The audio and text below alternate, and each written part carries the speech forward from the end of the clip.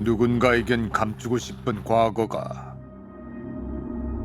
또 다른 누군가에겐 결코 감춰져서는 안 될 경고가 되기도 합니다. 깨끗이 씻어내는 대신 까맣게 덮어버린 한 남자의 과거. 뭐 술 취가지고 내가 어디 뭐 그냥 막 그랬다 뭐 보내버렸다 완전히 죽였다는 얘기는 안 했는데 이 손하고 옷을 보니까 안쪽에 보니까 피가 좀 묻어 있는 것 같았는데 그냥 술 취가지고 빈말 하는 게 낫지 않고 피해자의 신원도 모른 채 신고자가 술자리에서 들었다는 얘기만으로 살인사건 현장을 찾아 나섰다는 경찰.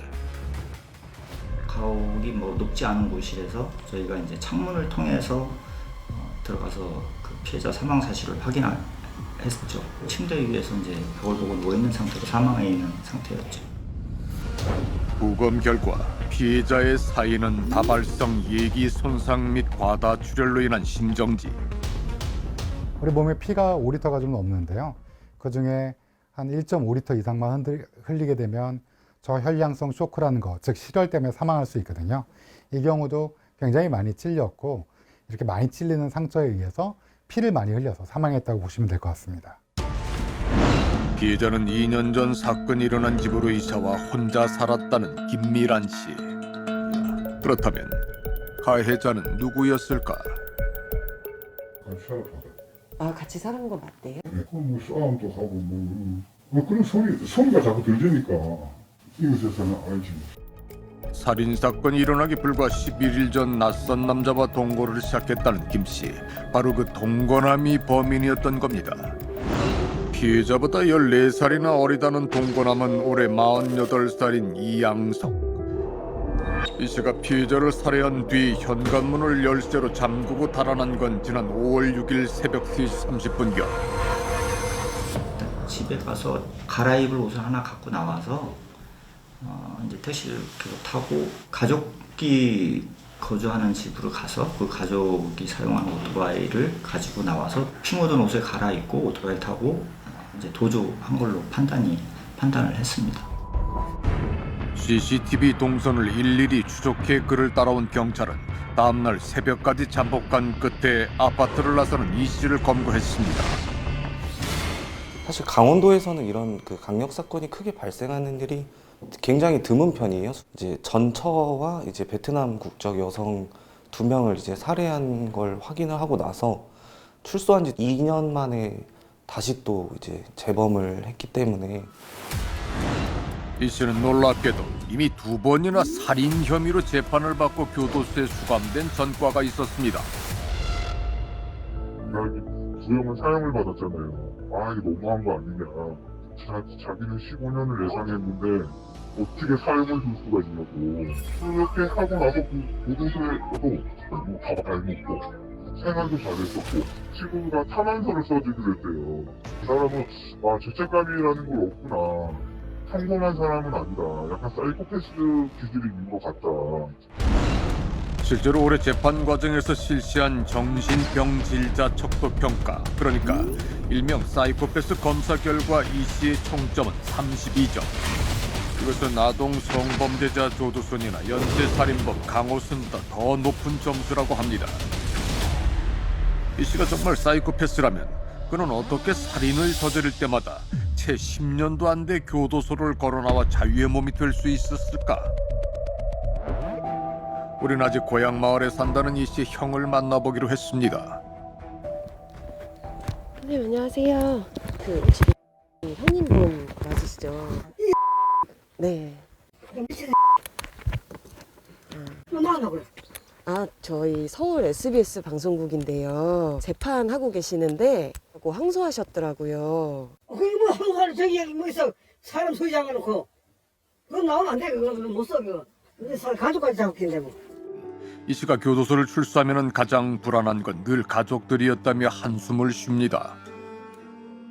힘들었지. 얼마나 힘들었나. 아이고 뭐도 말아요. 이춘재인데 그거 똑같은 야 그런다고. 겉으로는 착한 새요. 이춘재처럼 착한도 하고 손 나쁜 짓 하고 손 약자나 잡았잖아. 이 똑같은 새요. 조금 더 틀려요. 여자 좋아하고. 어린 나이에 이 씨를 만나 아이셋을 낳아 키웠다는 첫 번째 아내는 의지할 가족이 없는 외톨이였다고 합니다. 가서 이게 어머니 돌아가지고 그래가지고 힘드니까 이 여기저기 동네 막 던져. 내 동생 만나가지고 나를 사는 거지 뭐. 그만 아이고 맨날 비싸게 그래가지고 막 맨날 이런 거는 뭐 취해가지고 있는 거래요. 부탄 가서 분 아유 국민에서 다닐 때부터 얻어했다고. 풀었던 가스 제거 뭐 이런 게 에피데미야. 그 하다가 우리 하도 위험 써가지고 우리가 신고를 해가지고 잡혀갔어. 가족분들이 신고하셨어요? 네. 가족들의 신고로 이 씨가 환각물질 흡입죄로 교도소에 수감된 사이 아이들을 두고 도망칠 가출을 했다는 첫 번째 아내. 문제는 6개월 동안의 수감 생활을 마친 이 씨가 출소한 다음이었습니다. 이거 하면 마흔 씨가 그래도 작은 씨가 아니래요. 네. 7일 만에 지침마다 조사해가지고 7일 만에 마누라 찾아가지고 아내의 행방을 추적해 마산까지 갔던 이 씨가 아내의 자취방을 찾아낸 것은 2001년 5월 19일 밤 10시 30분경. 그는 아내를 살해한 동기를 어떻게 주장했을까?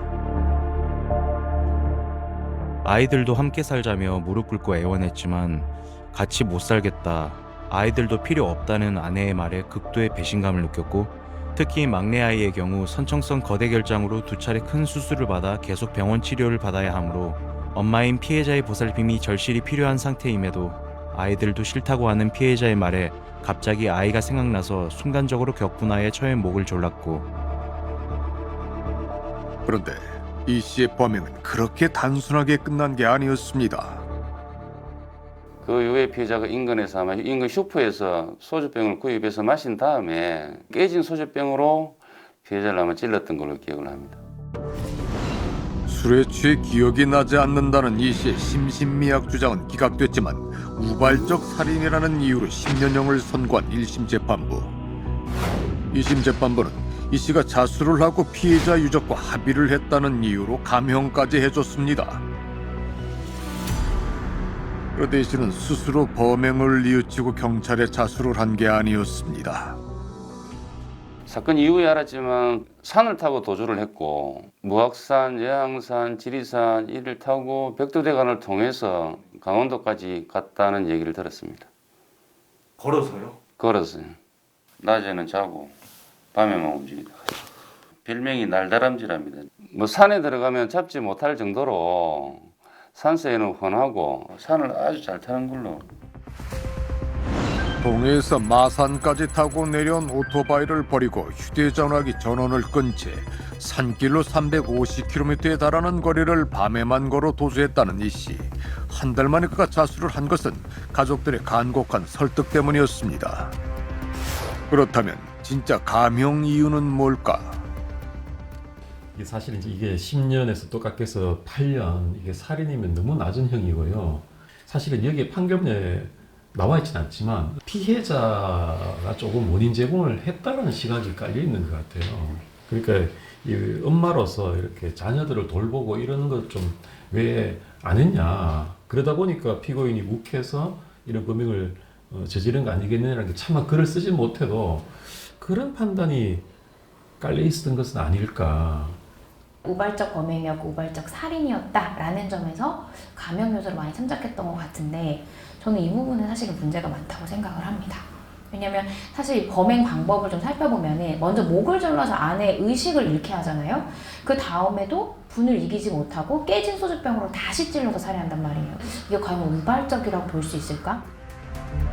첫 번째 아내를 살해한 혐의로 수감된 지 8년 뒤인 2009년 형기 만료를 4개월 앞두고 모범수로 가석방됐을 때만 해도 가족들은 이 씨가 마음을 고쳐먹을 거라는 일말의 희망을 가졌다고 합니다. 중매업체를 통해 베트남 여성과 두 번째 결혼을 하도록 도와준 이유도 그 때문이었습니다. 베트남 재수 사람이 좋은데 배기지 못하고 갔어요. 아이고 나 참. 아이까지 출산했다는 두 번째 아내는 왜 이 씨를 떠났던 걸까? 근데 어느 날은 이제 울면서 찾아와서 신랑이 좀 폭력적이고 위협적이라고 뭐 이대로 살다가 죽을 수도 있겠다고 이제 이혼 좀 도와달라고 하더라고요. 어떤 식으로 폭력적이라고? 일단 그분이 가스를 먹어요. 가스 흡입 이렇게 하더라고요. 예, 술도 아니고 그런 때마다 이제 정신 나가는 거죠. 그리고 예전에 전처를 이제 살해하고 감옥 갔다 온다는 게 한국에 와서야 알게 됐대요. 그거 알고 나서는 더 무서운 거죠. 이 씨가 다문화센터에 다시 나타난 것은 그로부터 1년 뒤. 그때 이제 모자도 씌우시고 누군지 제가 못 따라보게 이렇게 왔었더라고요. 근데 저는 그분을 절대로 잊지 않거든요. 이 씨가 센터를 찾아온 이유는 도망가난의 응옥 씨가 아니라 이 씨가 새로 사귄 또 다른 베트남 여성 타오 씨의 고향집으로 전화를 하기 위해서였습니다. 국제전화 이제 전화 주고 저보고 이제 자기 하고 싶은 말을 전달해 주면 된대요. 하니까 저쪽이 별로 반갑지 않았어요.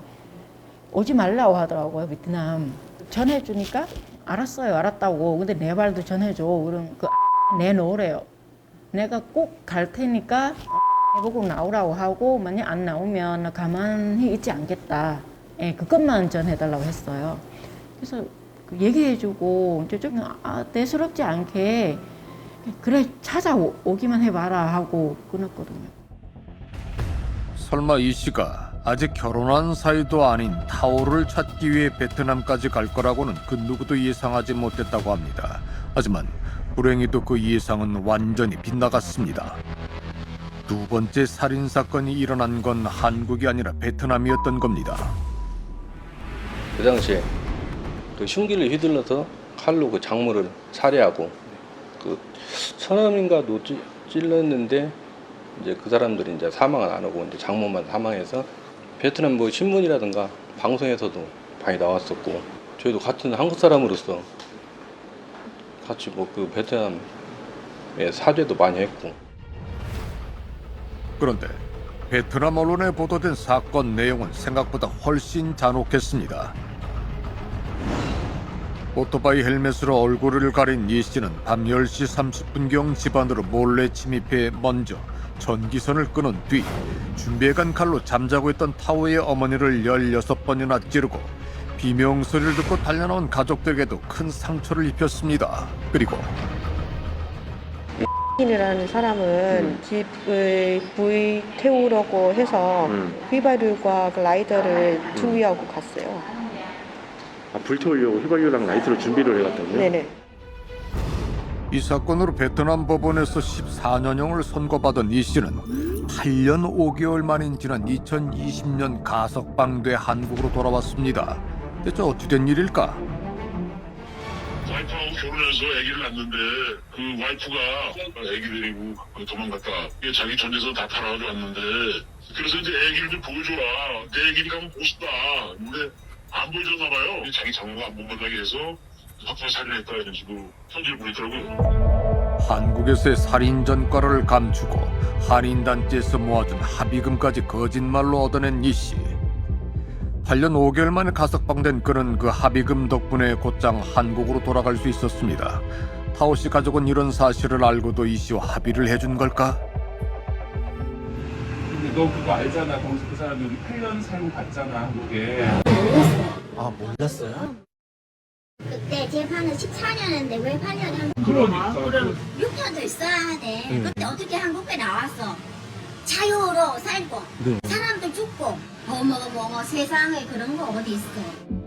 22살에 한국으로 시집을 간 타오 씨는 남편과의 불화로 이혼한 뒤 식당에서 일을 하다 손님으로 온 이 씨를 처음 만났다고 합니다. 2달 넘게 이어진 끈질긴 구애에 한 달 남짓 동거를 했을 뿐이라는 그녀는 왜 베트남으로 도망쳐왔던 걸까? 왜냐면 그 예전에 나한테 한 번 죽어버렸거든요. 죽이려고 했어, 너를? 나한테 목 잡았어. 목을요? 목을 잡았어. 다음날 눈 빨간색 나왔어. 갑자기 왜 그런 거예요, 그 사람이? 그 사람이 뭐 가스런지 작은 거 있잖아. 부탄가스?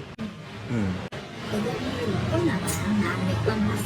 그래서 이게 헤어지자. 그래서 내가 몰랐게 미국 사고 베트남에 도망갔지. 교활한 거짓말로 베트남 교도소를 걸어나와 한국으로 추방된 지 채 2년도 되기 전에 또다시 살인을 반복한 이 씨. 이번엔 또 누구를 어떤 거짓말로 속이고 있는 걸까? 사실 이 사이코패스의 특성 중에 하나가 모종과 거짓말, 위장의 기술이 매우 뛰어난 것으로 알려져 있습니다. 피해자는 사망했기 때문에 이러한 진술 내용은 오로지 이 씨 혼자만의 진술에 기반한 것이거든요. 마치 본인은 전혀 책임이 없고 굉장히 억울한 것처럼 이런 식으로 본인의 어떤 상황에 대해서 상습적으로 거짓말을 한다거나 굉장히 잘 꾸며내서 이 씨가 빨리 출소를 할 수 있었던 건데요. 이전 사건들에서 드러난 거짓말들을 볼 때 세 번째 살인 사건에서 이 씨의 진술을 그대로 믿어서는 안 된다는 박지선 교수. 특히 피해자와 말다툼을 하던 중 순간적으로 격분했다는 살해 동기는 거짓일 가능성이 높다고 합니다. 놀랍게도 피해자의 특히 하반신 부위, 이 아래 부위에는 전혀 지금 혈흔이나 이런 흔적이 남아있지 않은 것을 볼 수 있습니다. 그러면 이게 가능하려면 사실 피해자가 자고 있는 상태, 그러니까 즉각적으로 가해자에게 대응하기는 어려운 상태에서 기습적으로 사실은 가해자에게 공격을 당한 것이 아닐까. 주목할 것은 이전 사건들과 마찬가지로 동거녀 살인 사건에서도 첫 번째 살해 시도 후 범행 도구를 바꿔 연이어 두 번째 살해 시도를 했다는 겁니다. 흉기 한 자루가 부러지고 두 번째 흉기를 사용했다라는 것은 그 둘 사이에 시간 간격이 있었다는 것을 말해주거든요. 부러진 칼날은 피해자 때문에 순간적으로 격분했다는 진술과 달리 이 씨의 이상 심리가 진짜 범행 동기라는 증거였습니다. 그 범인은 피해자가 죽는지 죽지 않는지는 중요한 요소가 아니었던 것 같아요. 죽었더라도 내 분이 풀릴 때까지 계속 찌르는 행위를 반복했다라고 보이고, 주방에 있던 식칼을 굳이 가져온 것은 아주 적극적인 범행 의사가 있었다. 이 씨는 2001년 아내를 살해하기 직전 이미 유해 화학물질관리법 위반으로 실형을 선고받고 교도소에 수감된 전력이 있습니다. 하지만 출소 9일 만에 저지른 범행임에도 당시 재판에서 그 중독성이나 재범 위험성은 전혀 고려되지 않았던 것으로 보입니다. 화학물질 중독은 출소한 지 8일밖에 안 돼서 이 사건이 발생했으면 충분히 의심해 볼 수 있는 상황이었거든요. 치료 또한 같이 병행했어야 될 필요가 있다면 그렇게 했었어야 되는데 전혀 그런 조치들이 이루어지지 않았고 감형까지 되는 바람에 두 번째 살인이 하필 한국이 아닌 해외에서 벌어진 것도 문제였습니다. 우리나라에서 만약 두 번째 범행을 이렇게 저질렀다 하면 무기징역형이 나왔을 거라고 저는 생각이 들고요. 한국과 베트남은 2003년 이미 사법공조 조약을 체결한 관계지만 그 조약은 수사공조와 범죄인 인도에만 해당될 뿐 독립된 두 나라의 재판이나 보호관찰에는 서로 영향을 미치지 못한다고 합니다. 베트남에서 2012년에 일어난 살인사건 관련해서 취재를 진행 중인데 제가 메일 주소 하나 드렸는데요. 이쪽으로 피디님 궁금한 점 명함까지 첨부해서 주시면 해당 과로 내려가지고 출연하도록 하겠습니다. 법무부의 요청에 따라 우리는 베트남에서 가석방된 살인범 이 씨가 국내에서 어떻게 관리됐는지 10가지 자세한 질문을 적어 보냈습니다. 돌아온 답변은 단 2줄. 관련 자료를 전혀 관리하고 있지 않아 답변할 내용도 없다는 것이었습니다. 대체 어떻게 된 일일까? 법이 없어서 그런 거죠. 외국에서 범죄를 저지르고 형을 복역한 사람이 우리나라에 들어올 때는 아무런 법무부의 통보가 가지 않는다라는 것은 위험관리 측면에서 되게 큰 구멍일 수 있다라는 거죠. 동해시에 위치한 시립주모공원. 억울한 죽음을 당하고도 울어줄 가족조차 없던 피해자 김 씨의 시신도 이곳으로 옮겨졌다고 합니다. 상처받은 그녀의 영혼은 어디쯤에 잠들어 있을까?